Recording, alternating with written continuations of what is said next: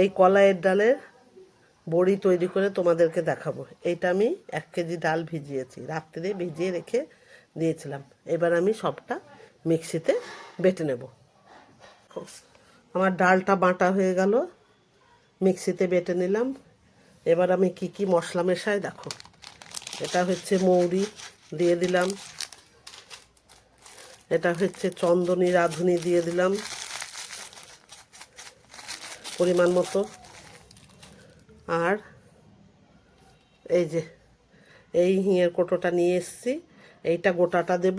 আর 1 KG ডালে এই যে এই একটা হিঙের কোটো, এটাও গোটাটা দিয়ে দেব। দিয়ে দিয়েছি। এবার আমি এইভাবে হাত দিয়ে মেখে দেবো সবগুলা,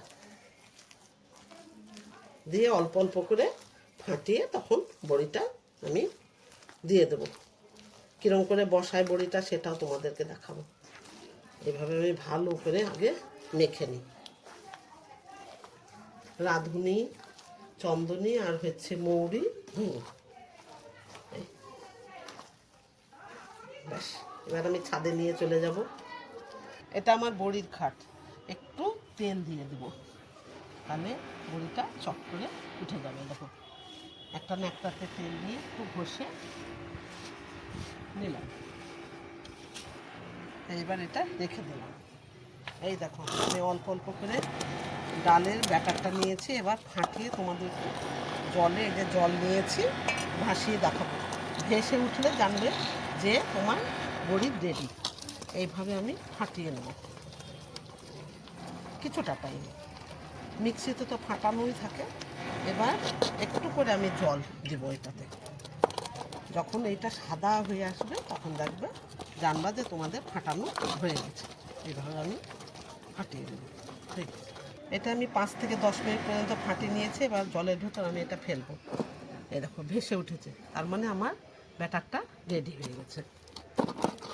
এইবার আমি সব কিভাবে দিচ্ছি তোমরা দেখো।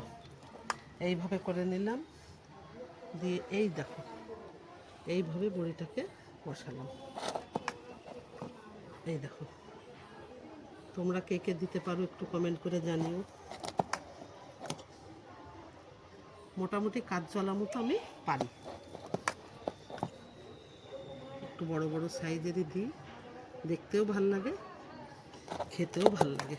যখন ঝোলে দেওয়া হয় তখন এটা অনেক বড় হয়ে যায়।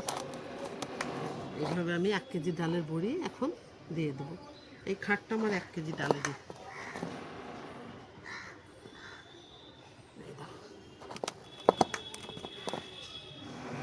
বড়ির সাইজটা দেওয়াটা কীরকম হচ্ছে তোমরা একবার জানাবে।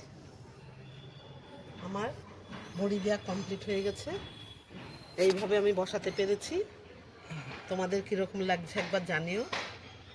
আর কে কে দিতে পারো আমাকে একবার বলো। ঠিক আছে, চলো, হয়ে গেছে আমার। এটা পুরো 1 কেজি ডালের বড়ি।